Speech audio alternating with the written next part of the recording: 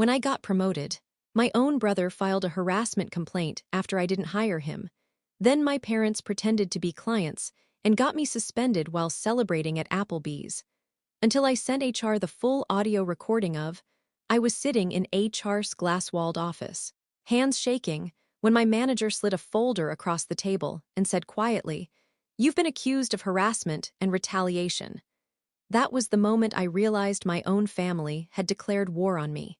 2 weeks earlier, I'd been promoted to operations manager at a logistics company in Indianapolis, something I'd worked my ass off for.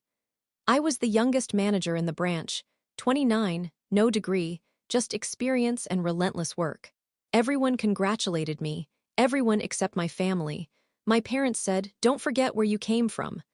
My brother, Evan, said, "So now you're the boss, huh?"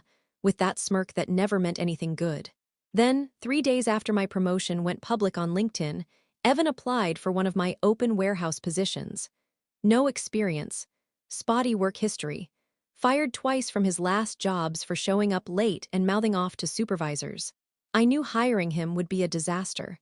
HR told me to treat him like any other applicant, so I interviewed him like I would anyone else. He was 20 minutes late, called me bro in front of 2 HR reps. Didn't know what a bill of lading was.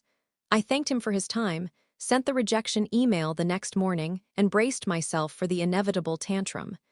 2 days later, HR called me in. Evan had filed a harassment complaint saying I humiliated him during the interview and used family knowledge to discriminate. I thought it was a bad joke, until they said the complaint was being formally investigated. Then it got worse. HR started getting anonymous voicemails from people claiming to be clients who said I was socially unstable, rude, and unfit for leadership. They said I had issues with women and made people uncomfortable. When I finally heard the recordings, my stomach dropped. It was my parents, their voices disguised but not enough. My mom even slipped up once and said, "Our son, I mean your employee." They were trying to destroy my career just because I didn't give my brother a job. 3 days later, I was suspended with pay pending the outcome of the investigation. And that's when the cherry on top came in, a Facebook post. My cousin tagged me in a photo from Applebee's, where my parents and brother were sitting around a table with margaritas, laughing. The caption said, "Celebrating some long overdue accountability." I sat there staring at that post, heart pounding, realizing my family actually toasted to my downfall. But what they didn't know was that I had a full audio recording of that interview with my brother. Every word, every joke, every insult he threw at me, every time I stayed calm. And on that recording was something that would flip the entire investigation upside down. Something I never thought I'd hear my own brother say. Something that would burn their whole plan to ash. I grew up in a house where winning meant everything. Not happiness, not love, just winning. My dad used to say, "You can lose money, you can lose friends, but if you lose status, you lose everything." He said it like it was a joke, but he meant it. Evan was the golden child. Always had the newest shoes, always got away with everything. He was charming and loud, the kind of guy who could bullshit his way through anything. I was quiet, the one who did the dishes, took the blame, kept my head down. When I got a promotion, it wasn't because I talked my way there. It was because I stayed late, learned everything, and didn't quit when it got hard. My parents never saw it that way. To them, hard work without charisma was just luck. When I left home at 19, after one too many fights with my dad, Evan stayed. He floated between jobs, drank a lot, and eventually moved back into my parents' basement. Every time I visited, Mom would say, "You should help your brother out. He just needs a break." That break meant connections, money, or, apparently now, a job under me. When I got promoted, it was the first time in my life my parents actually noticed me.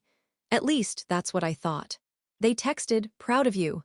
Then, "You could give Evan a shot at something." It didn't even take 24 hours before it turned from congratulations to obligation. When Evan applied, I wanted to keep it professional.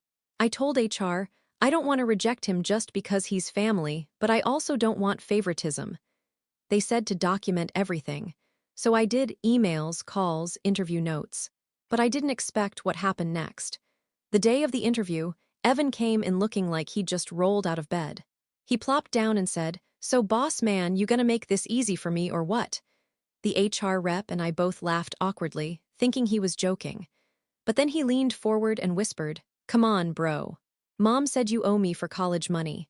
I said calmly, "Evan, this is a formal interview. Please treat it that way." He laughed and said, "Damn, power trip much?" The HR rep frowned, but I kept it cool. I asked about his experience with logistics software. He shrugged and said, "Don't know, but I can learn. You'll train me, right?" That's when I started the audio recording. Our company allows it. We're permitted to record interviews for training purposes, as long as both parties are aware. And Evan was aware. I told him as soon as we started. The mic picked up everything, including the way his tone changed halfway through. He started trying to provoke me, bringing up old stuff, mocking how Dad said you'd never lead anyone, and even throwing in, "You still can't make eye contact when you talk, huh?" It was cruel. But I didn't rise to it. I stayed calm, professional. That's what made the later complaint so unbelievable, that I'd belittled him, that I'd used personal trauma against him. None of it was true. But in that recording, near the end, Evan said something that didn't make sense at the time. Something that made HR pause when they finally heard it later. He said, "Don't worry, bro. You'll understand once the truth comes out. We're just setting the stage." At the time, I thought he was bluffing. Now I know it was part of something much bigger. Something my parents had been planning long before he ever sent in that job application. After the interview, I didn't think much about it. HR agreed Evan wasn't qualified and said they'd notify him formally. I figured that would be the end of it. But then I started noticing little things, small, unsettling things that didn't add up. First, one of our clients called saying they'd been told I was unprofessional and aggressive on the phone. I checked the logs. I'd never even spoken to that client. Then an email came to my district supervisor from a former employee claiming I'd threatened a worker. It was written in the kind of fake corporate language you see in HR complaint templates, but full of random, awkward details, like someone trying too hard to sound legit. The kicker? That former employee didn't exist. We checked payroll. I told myself I was overthinking it, until HR called me in about Evan's formal complaint. They said he'd submitted a written statement describing the interview as intimidating and emotionally coercive. He said I used psychological tactics to assert dominance, and that my inability to connect socially made me unfit for management. Those were his exact words. It sounded rehearsed. When I got home that night, I called my mom. She answered like nothing had happened. When I brought it up, she sighed and said, "Maybe you came off too harsh. You've always had trouble reading people." That hit hard. It was the same line they'd thrown at me since I was a kid, that I was cold, awkward, too serious. Every time I set a boundary, they called it an attitude problem. 2 days later, HR suspended me pending investigation. I wasn't allowed on company property, and they collected my laptop and phone. They said they'd be reviewing new evidence. That's when I saw the Applebee's photo. My family laughing over cocktails. The caption, "Finally, karma's catching up." My brother even commented, "Play stupid games, win stupid prizes." It felt like a punch to the chest. But even then, I wasn't ready for how far they'd gone. My coworker Jenna called me that weekend. She sounded uneasy. "Hey, your mom called the office." "What?" "She pretended to be a client, said you were verbally abusive during a delivery." Left a voicemail. Everyone recognized her voice. My jaw literally dropped. "Did you tell HR?" She hesitated. "They're already investigating. I didn't want to make it worse." That night, I couldn't sleep. I kept replaying the interview in my head. Something about Evan's tone when he said, "You'll understand once the truth comes out." What truth? It didn't make sense until I remembered something weird. During the interview, Evan kept glancing at his phone like he was checking cues. And when he left, he said, "Mom said to tell you good luck." I'd brushed it off at the time, but now it felt like a threat. When the investigation dragged on for 2 weeks, I knew I was being set up for something bigger, not just to humiliate me, but to destroy me completely. So I called a lawyer. Not to sue, yet, but to find out what my rights were if my family was impersonating clients. He told me something that flipped a switch in my head. If they're making false reports to your employer with intent to harm your career, that's defamation. And if they're coordinating, that's conspiracy. That's when I stopped being scared and started getting strategic. Because the thing my family never understood was this: I document everything. And buried in my phone, On that recording from the interview, there was a single sentence that would make HR see everything clearly. They just hadn't heard it yet. The call came on a Wednesday morning. HR said they wanted to schedule a follow-up meeting to review new testimony. Their tone was formal, but I could tell something had shifted. When I arrived, there were 2 HR reps, my regional manager, and a compliance officer from headquarters. They told me flatly that additional complaints had come in from external contacts, supposedly, clients who'd worked with me before. But when they started reading the statements, my skin went cold. Every single complaint mentioned the same insult. "He can't even make eye contact." It was the same phrase my parents had used my whole life. The same thing my brother threw at me during the interview. I interrupted them. "These aren't clients," I said. "These are my parents." They exchanged glances but kept going. "One message," they said carefully, "claimed to come from your former supervisor at your last job." That made me laugh because my last supervisor, Carl, was retired and living in Florida. I still talked to him occasionally, so I called him on speaker right there in the HR room. He picked up. "Hey, kid, what's going on? Did you recently contact my company to make a statement about me?" Carl laughed. "What, no? Who'd I call?" HR looked stunned. I could feel the temperature in the room shift. Then I played the audio recording. I'd emailed it to them the night before, marked confidential, but they hadn't reviewed it yet. It started with the interview pleasantries, the sound of chairs scraping, Evan laughing. Then came the insults, the bro jokes, the lazy answers. But the part that mattered came halfway through. "Evan. Mom said to keep him talking so the audio lines up." Me, "What audio?" Evan snickering. "Don't worry, you'll see when it hits HR." Everyone in the room went silent. I could see the compliance officer slowly lower his pen. "Did you say audio lines up?" "Yeah," I said. "I think they doctored something." They played the rest, and at the end, you could clearly hear Evan mutter under his breath, "This'll teach him to act like he's better than us." That one line changed everything. HR asked for copies of the anonymous voicemails and cross-checked the call logs. Every call came from a prepaid cell registered in Muncie, where my parents live. The timestamps matched days when my brother wasn't working. It all clicked: the fake complaints, the client calls, the social media post. It wasn't random. It was an orchestrated hit job run by my own family. I was told to wait while corporate security began a full digital audit. That night, I sat in my apartment, staring at my phone, wondering how the hell this had become my life.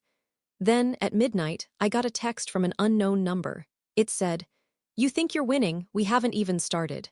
You should have just given him the job." No name, no emojis, just that. And the number, when I checked it, was registered to my dad's business line. That was the moment I stopped being just angry. I got cold, focused, calculating. Because if they wanted a war, they were about to learn what it felt like to lose one. The morning after that text from my dad's number, I woke up calm, too calm. The kind of quiet you feel when you finally stop trying to make sense of insanity. I wasn't going to beg HR or cry to my parents or argue with Evan anymore. I was going to end this. Step 1, document everything. I spent the whole weekend pulling phone records, taking screenshots, and saving every voicemail, Facebook comment, and text. I uploaded it all to a shared drive, time-stamped, labeled, organized. I wasn't just fighting my family now, I was building a case. Step 2, get corporate's attention. On Monday, I sent an email directly to the vice president of HR, not the local office. Subject line: family coordinated false harassment claims and impersonation of clients. I attached the full audio recording, the text from my dad's number, the Facebook screenshots, and a timeline that linked every fake complaint to either my parents' or brother's location. I ended the email with one line: "If this is ignored, my attorney will proceed with discovery and a defamation suit naming every participant." Within an hour, the VP called me personally. He told me to stay quiet publicly and give him 72 hours. Corporate's legal department was taking over. That's when I started my own plan. Because I didn't just want them caught, I wanted them exposed. So I called my lawyer again and asked if I could record conversations with my family if one party consents in Indiana. He confirmed, absolutely, it's a one-party consent state. Perfect. I called my mom first. She picked up cheerful, pretending nothing was wrong. I said, "Hey Mom, HR's asking about those client calls." They said the voices sounded familiar. She went silent for a second, then sighed. We just wanted to help Evan. You made him look stupid. That was all I needed, admission, but I let her keep talking. She said, your father thought if they saw you weren't perfect, maybe you'd come back down to earth. We didn't think they'd take it so seriously. Every word burned into the recorder. Then she said something that made my stomach turn. Evan didn't mean for it to go that far.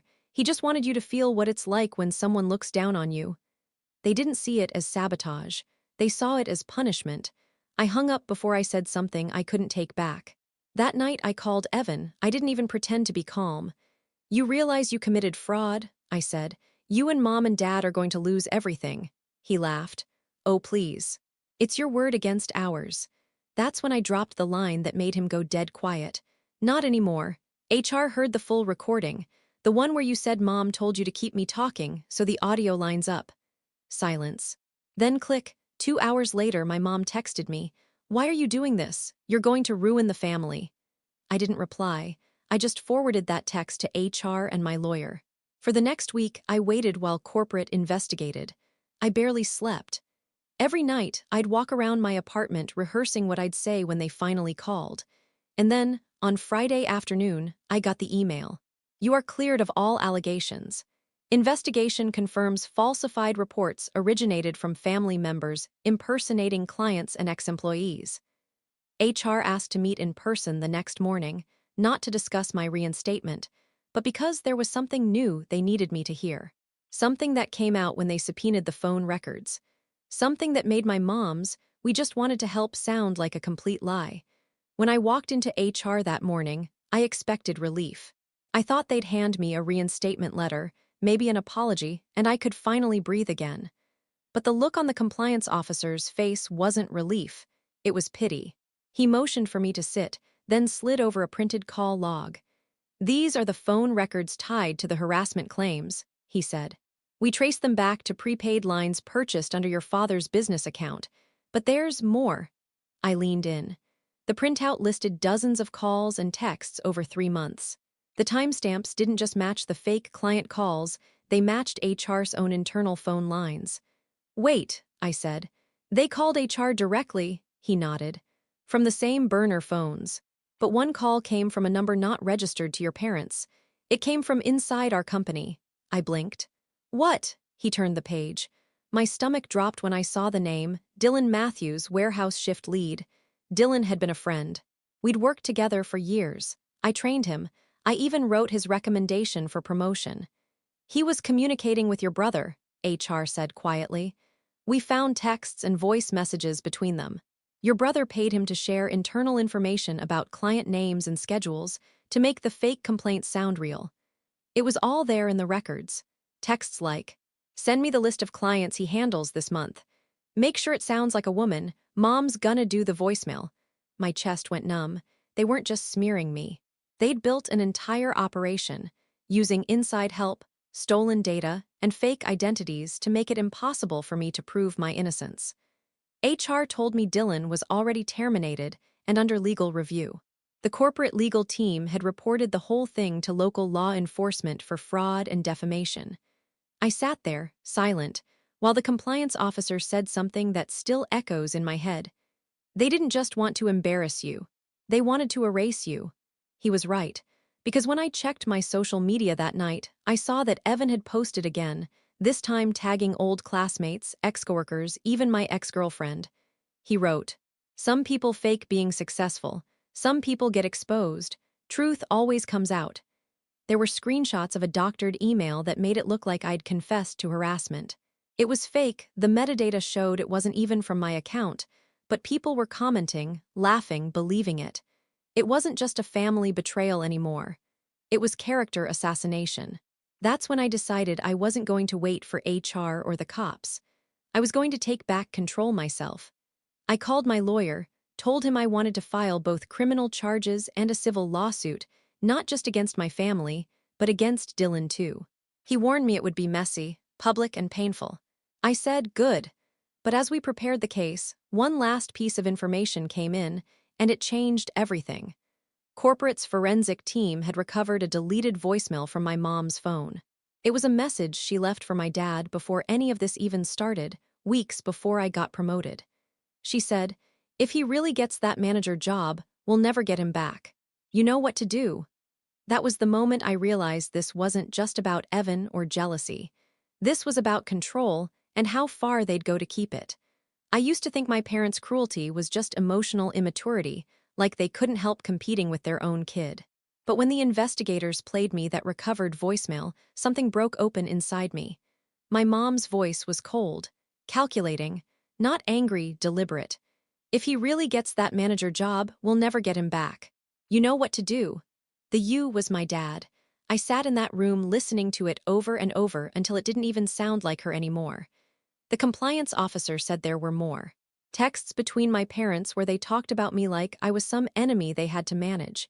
"He thinks he's better than us now. Evan said he's embarrassed to tell people where he comes from. He needs to be humbled before he forgets who made him."